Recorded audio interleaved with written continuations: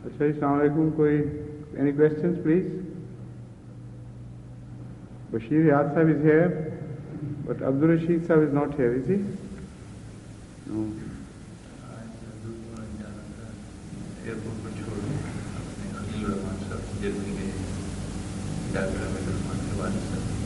वो आ गए थे यहाँ? वो अच्छा अच्छा. उनकी सेहत कैसी थी? बेहतर है पहले से? So if anyone wants to ask a question other than Bashir Hayat Sahib, is permitted. Afterwards, if there is no one to ask, then I will give you the floor. Yes, please.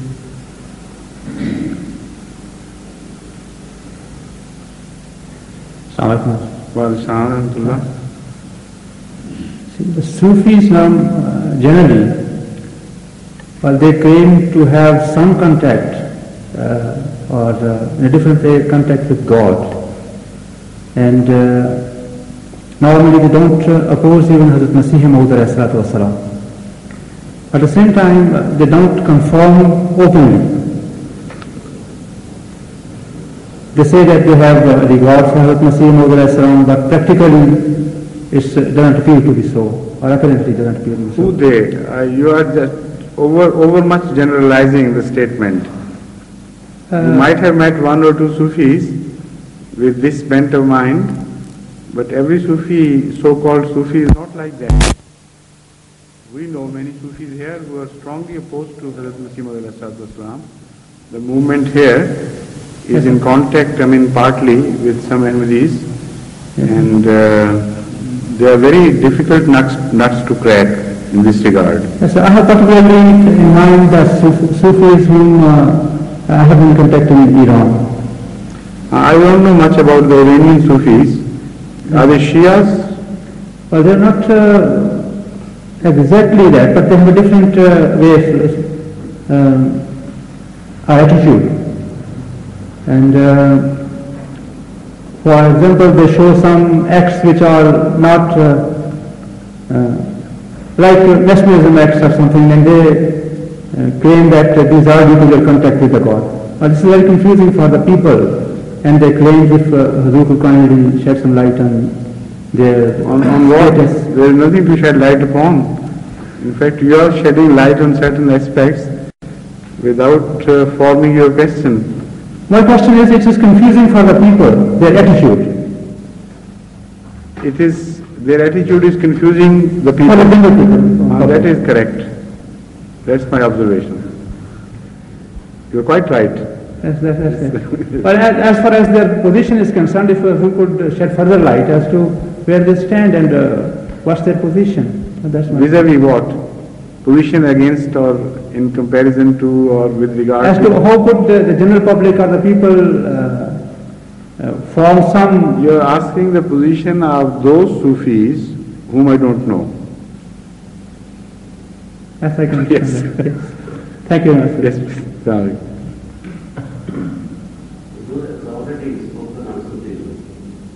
Yes, once, but that was a different question. He has certain Sufis in mind who have particularly set of beliefs, a particular set of beliefs. He has got in mind Sufism. Correct, no, but he does not want to know what Sufism is. Perhaps he already knows it. But what he wants to know is that, unfortunately, I don't know. That is the problem. He wants to frame a question keeping in mind a certain Sufis with distinct differences with other Muslim sects. And because we don't know their particular views and their behavior and conduct, so I can't make any comment without knowledge. Please, you can now come to the floor. Yes, I am talking to you.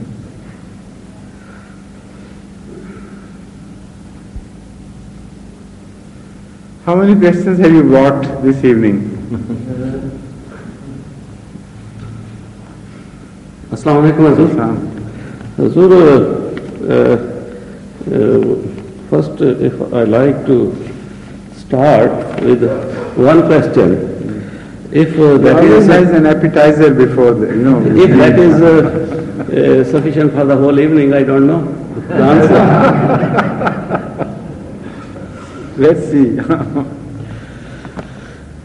Up to the time of Hazrat Khalifatul Masih I, the members of Anjuman Ahmadiyya Ishat-e-Islam Lahore, as I understand, had the same beliefs as the Jamaat Ahmadiyya Mubayyin, that is those who remained loyal to Khilafat.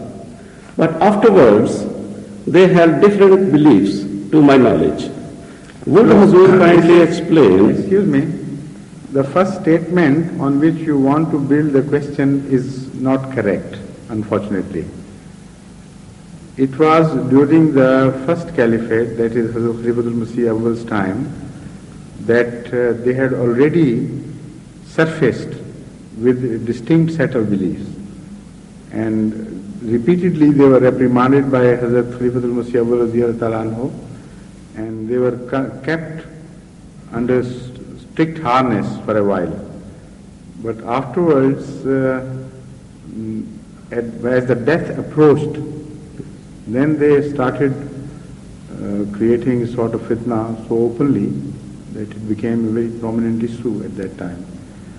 So, that to say that they changed their beliefs after the death of Hazrat Khalifatul Masih Awwal Radiyallahu Ta'ala Anhu is not exactly right. Yes. They got separated officially with full declaration, that is clear. But the beliefs they had sustained, in fact, these beliefs with an undercurrent of differences with Khilafat. It all started with that.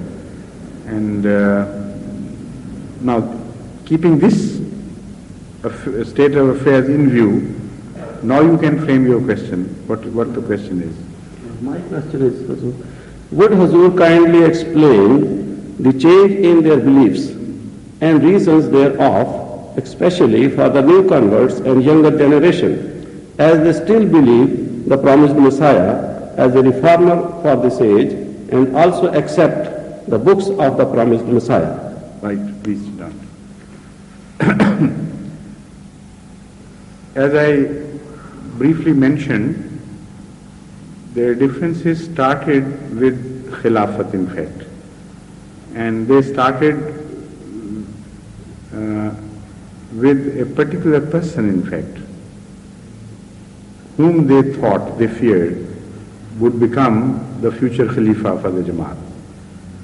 So they were afraid of Hazrat Khalifatul Masih Sani, that is Mirza Bashiruddin Mahmud Ahmad, to become the Khalifa, because he was like a rising star, so obvious and prominent that everybody, if not started talking, at least started entertaining such views, as some kept to their mind and some did not, about his possible Khilafat. So because these particular people who were opposed to him, they entertained personal enmity and personal jealousy of Hazrat Mirza Bashiruddin Mahmud Ahmad Sahib. So they started talking. Now once they realized during this process of difference of opinion that whatever they do, this young man is willy-nilly going to become a Khalifa after the death of Hazrat Masih Awwal. They started justifying their difference with him.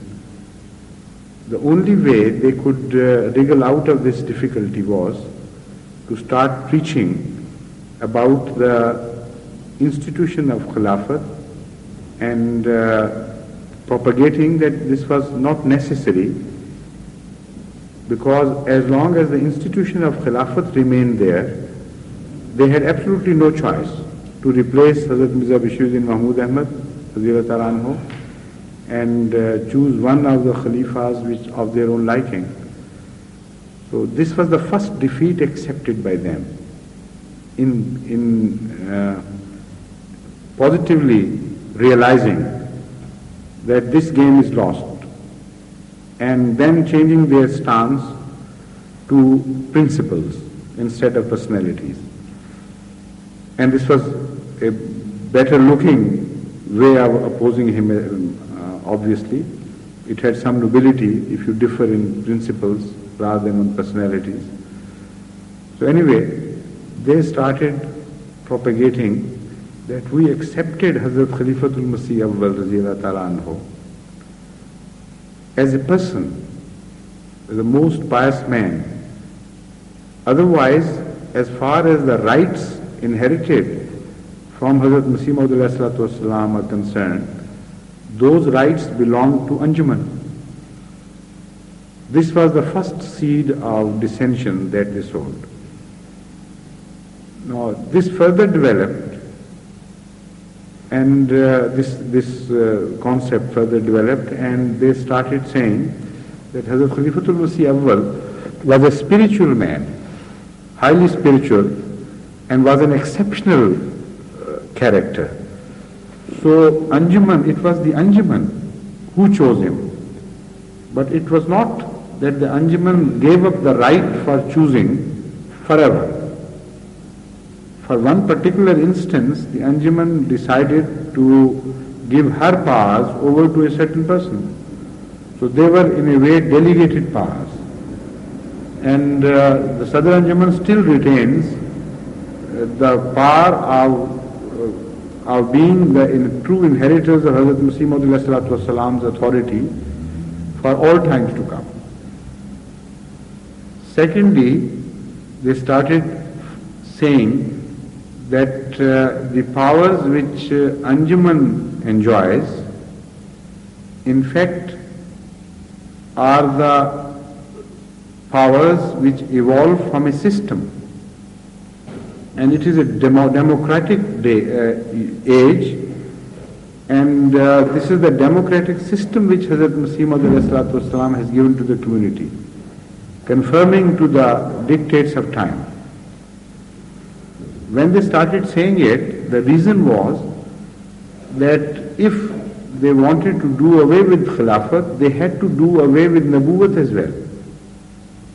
Because if they accepted Hazrat Masih Maud as a prophet, then a prophet never leaves his authorities to a democratic elected Anjuman or things like that. There is no evidence in the past prophethood that ever a prophet delegated his powers to a body of people who were to be elected democratically later on. So that was the main difficulty which arose in the way of establishing this view. With the result that the second step had to be taken. It was unavoidable. So they started murmuring later on that Hazrat Masih Maud was a prophet in a very remote sense. In reality he was not. And because Hazrat Masih Maud while addressing certain opponents who propagated about him that he claimed to be an independent prophet, independent of Hazrat Muhammad Mustafa had rejected this view outright in the strongest terms. And if you read just those passages of Hazrat Masih Maud not knowing to whom he is addressing, you may infer yourself that perhaps he is rejecting that concept of Nabuwat altogether in him. He is disclaiming himself to be a Nabi in any way. In some strong passages, if somebody has a set inclination of thinking, he can infer from that Hazrat Masih Maud is disclaiming. So they brought those passages to limelight and said, look here, this is obviously the position. Hazrat Masih Maud never claimed to be a prophet in the true sense. By Zilli prophet he meant a prophet of a sort, which was not really a prophet. So they also took refuge in some other writings of Hazrat Masih Maud which spoke about Muhaddis and Muhaddiseen, And he said that there were previous muhaddithin in the Ummah. So when he speaks of muhaddis as a prophet, obviously he is one of those and not at all an exception.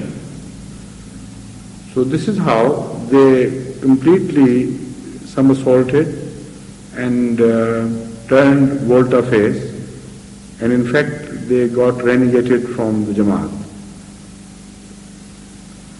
But during the lifetime of Hazrat Khalifatul Masih Awwal, this attitude was tolerated to certain extent to keep them within the community and to reform them.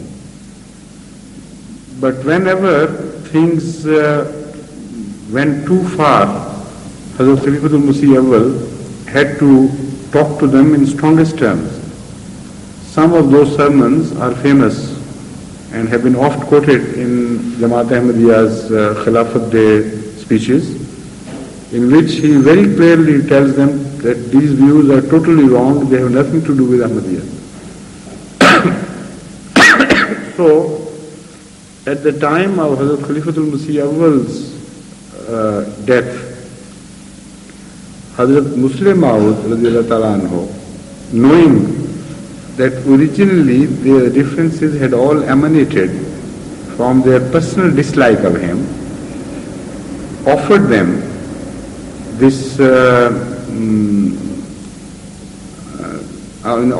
this proposition that if they accept in principle the institution of Khilafat, he himself would propose the name of Maulana Muhammad Ali or anyone on which they agree, so that we will save a schism in the community, as well as we will also save the fundamental principles of the community. But they knew that they had gone already too far. If they immediately accepted it at that time, everybody would see that their game was personal and illogical and it had egotistic motives, and they were not talking of principles. So that was the main difficulty. But apart from that, their impression, which they had earlier received, was correct, that Jamaat was in no mood of choosing anyone but Hazrat Mirza Bashir Mahmud Ahmad. So the rift started from there. And then the experiment started, a new experiment started, which was in a way ordained. Allah wanted to establish to this age that there are two branches of Jamaat Ahmadiyya, one with the popular beliefs and one with the most unpopular and hateful beliefs to the rest of the people.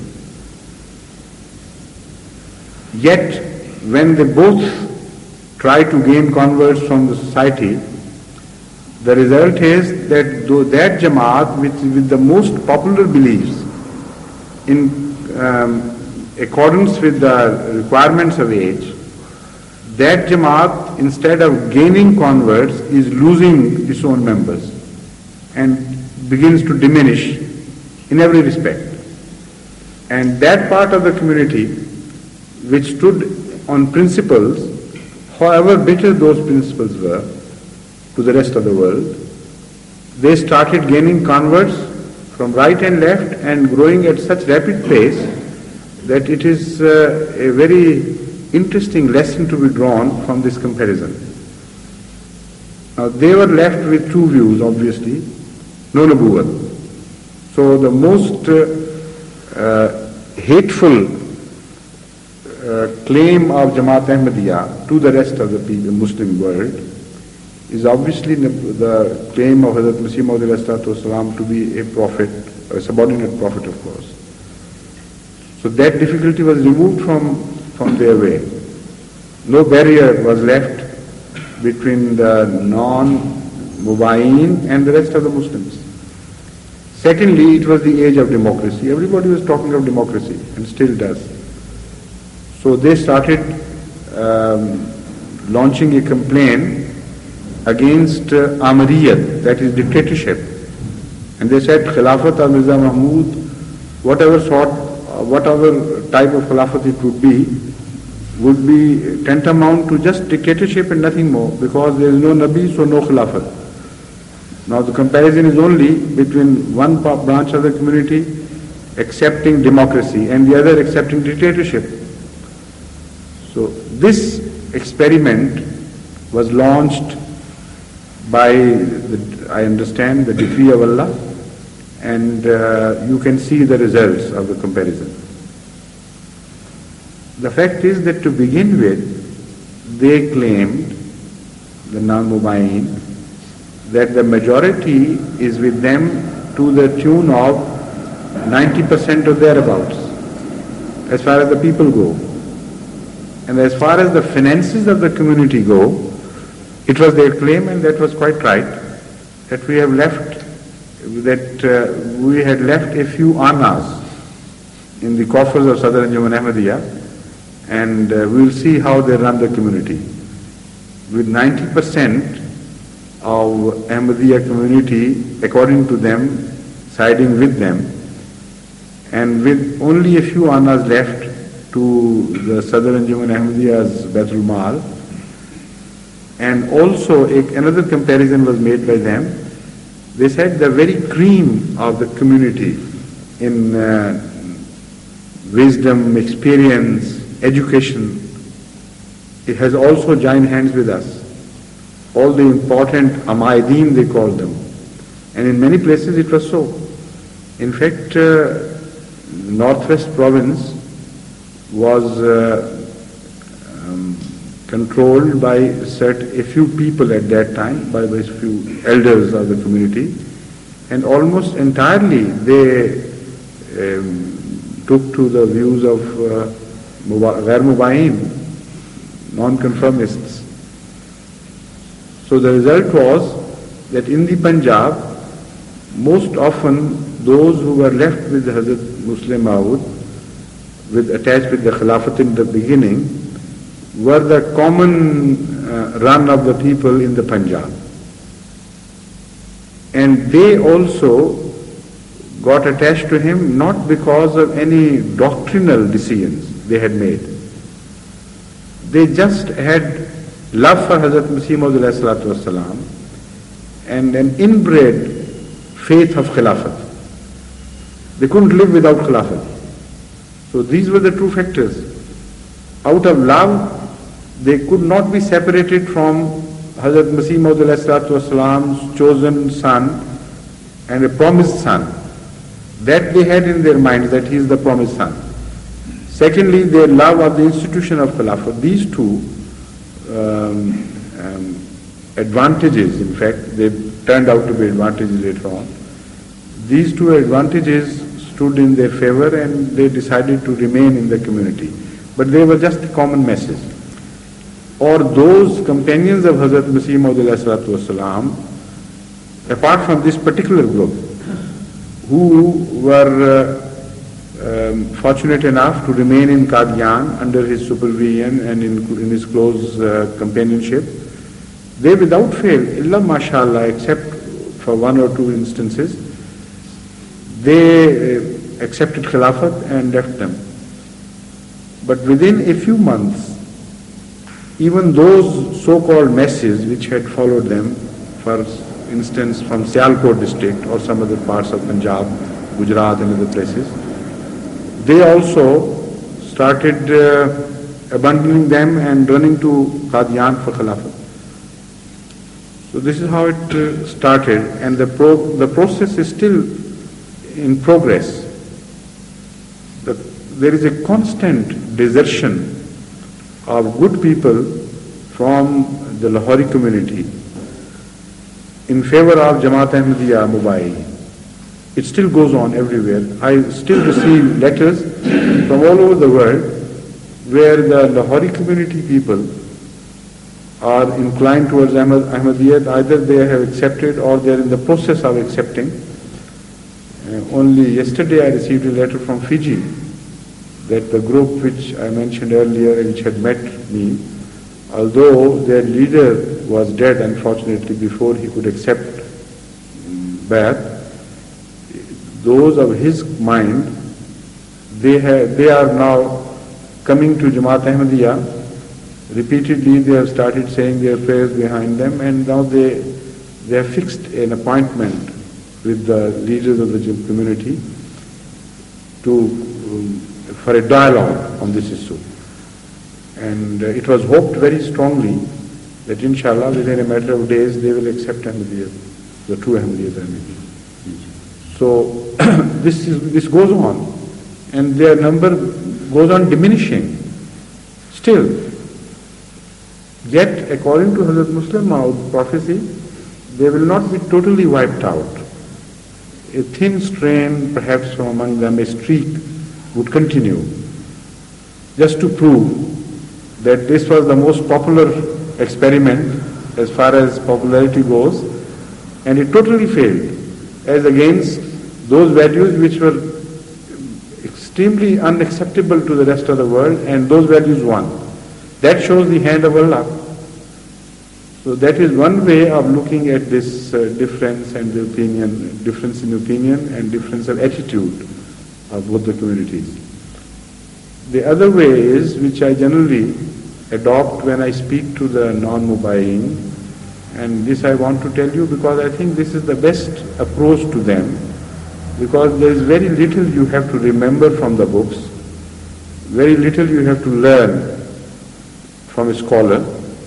Only you just remember and digest the argument, and it would suffice you everywhere.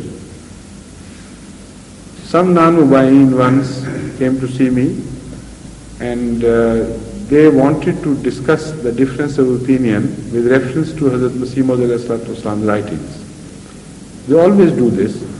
They choose certain writings, and they say from this it is obvious that he was disclaiming the true prophethood. Not even subordinate prophet in true sense. Everything was just metaphorical according to them. So I told them that this type of discussions have been going on for almost a century, and scholars of both the communities have tried their hands at it with increasing confusion, and it goes on, and I have seen people, in fact, who spend all their lives discussing such things with non-Mubayyin and reaching no result. The fact is that Ahmadis come out with a few other, in fact many other excerpts from Hazrat Masih Maud books, throwing light on this aspect and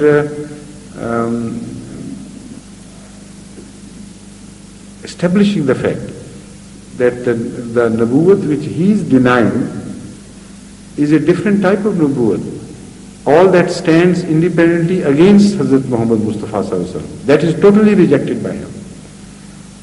Any other concept of Nabuwwat which stands subservient to Hazrat Muhammad Mustafa Sallallahu Alaihi Wasallam has neither ever been rejected by him, nor it is in itself rejectable concept. So this fundamental principle is applicable in our differences. But they don't see the other side. We have been trying to convince them, but they don't. So I told those who came to me that there is no fun in going about it over and over again, while you know and I know that our elders have attempted their luck at this and failed. So I said, I have got another approach. When you have a proper answer to this, you better come to meet me, and then we'll see what happens. My approach was, as I told him, that I said, you have no right to believe in Hazrat Masih Maud at all. Not to mention his mujaddidiyat or holiness or whatever station you concede to him. In fact, in reality, you have absolutely no right to call him an honest, truthful man. So why do you discuss this aspect of his Nabuwwat?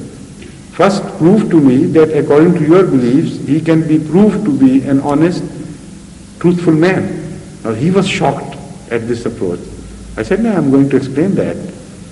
I said, Hazrat Masih Maud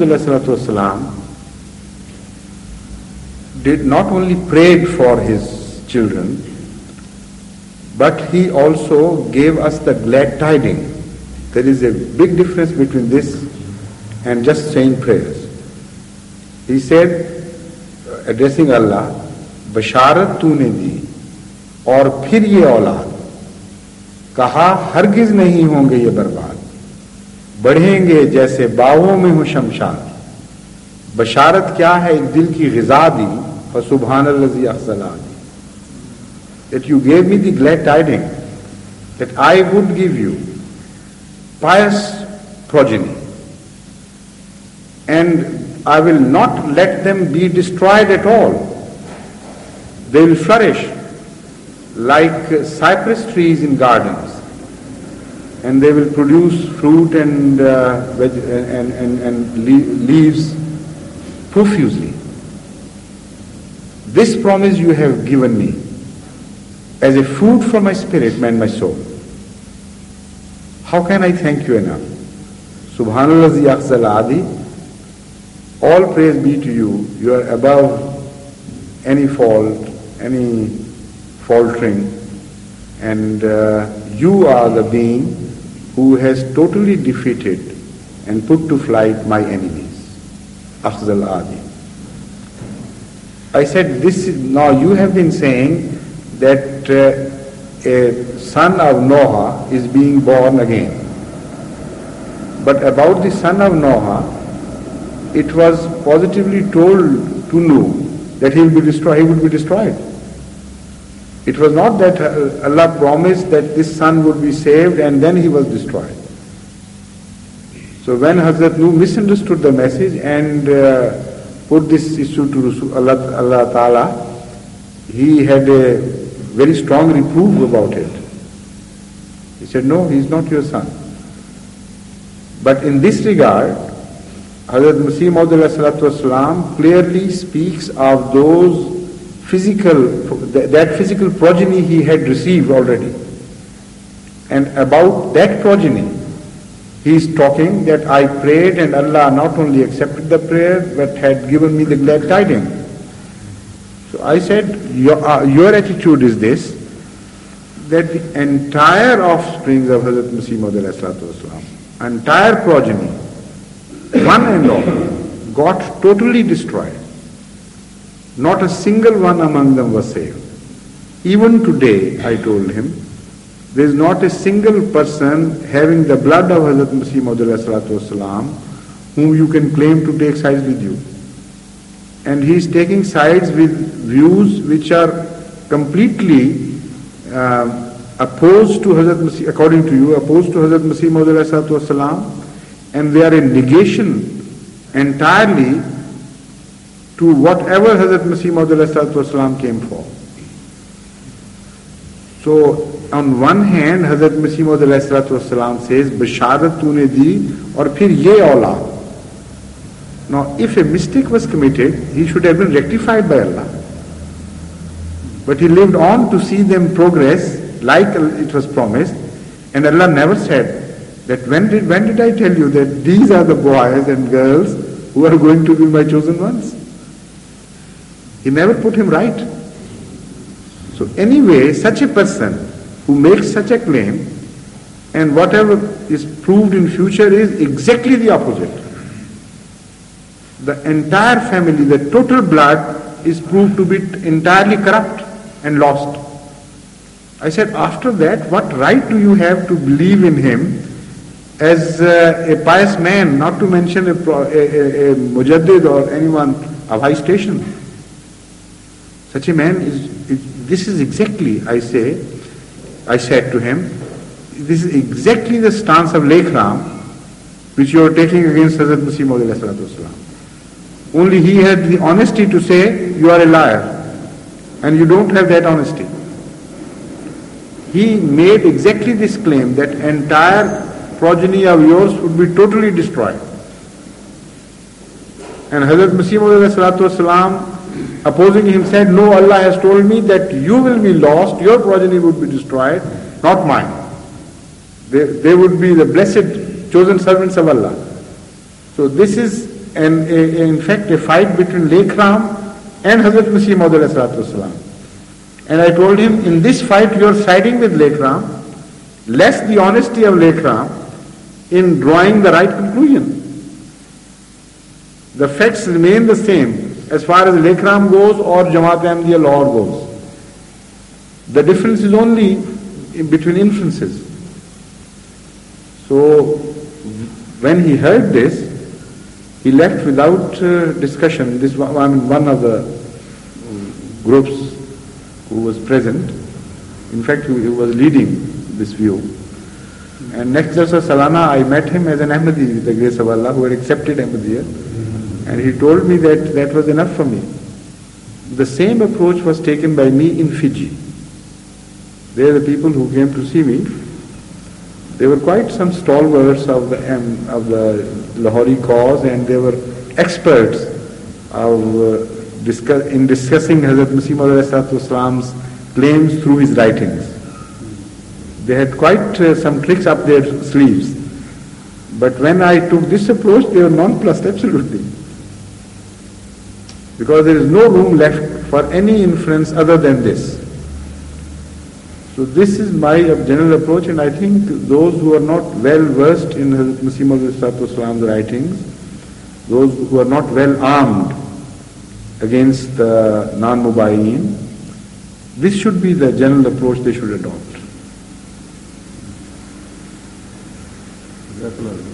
Is that enough? Yes, please.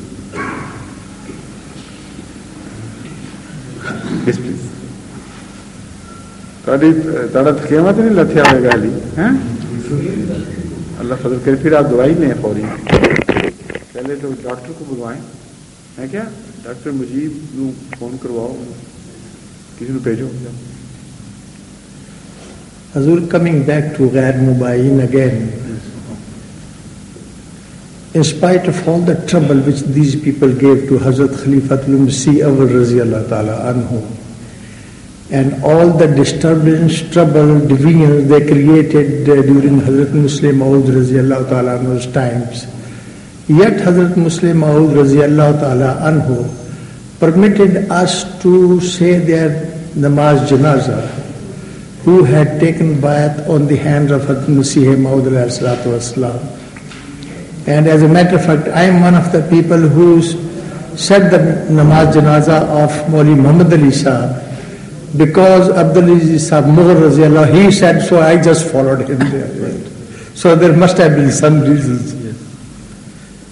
No, the reason is obvious, that they don't call him a liar, despite the fact that they do not understand his claims, and there is a paradox in their own views.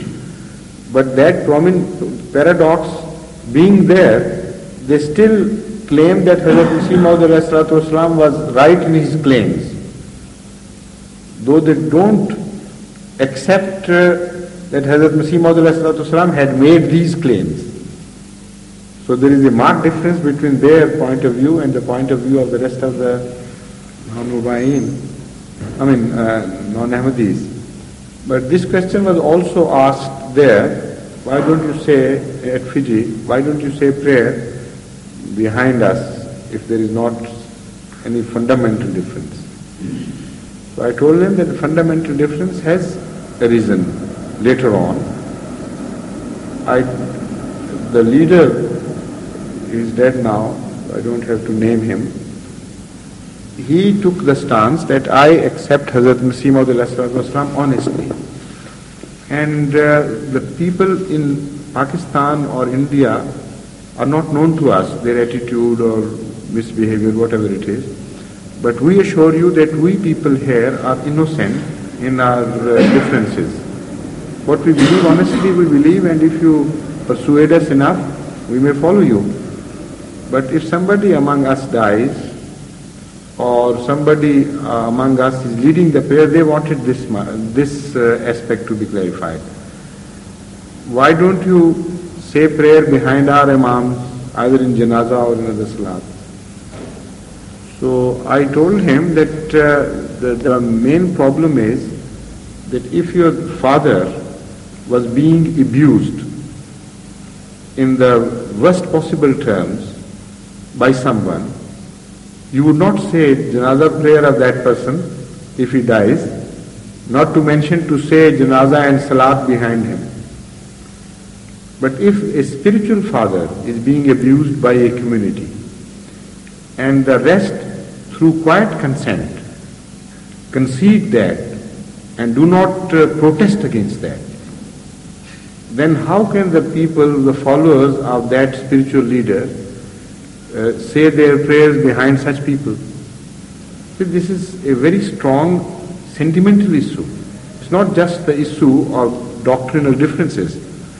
I say Hazrat Muslim Maud has been abused in the strongest possible terms by the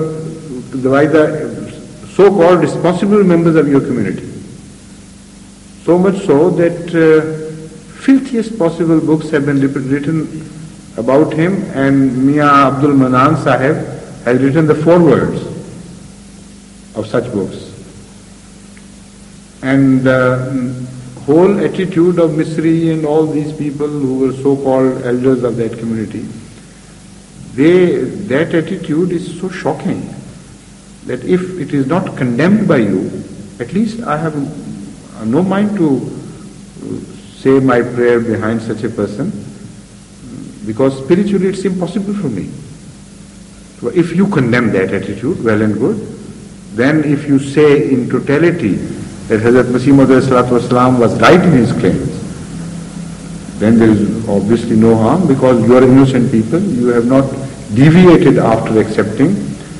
Your position is that of an acceptance from outside, and you are travelling towards Ahmadiyyat. If you don't understand, well, that can be mended, that can be helped.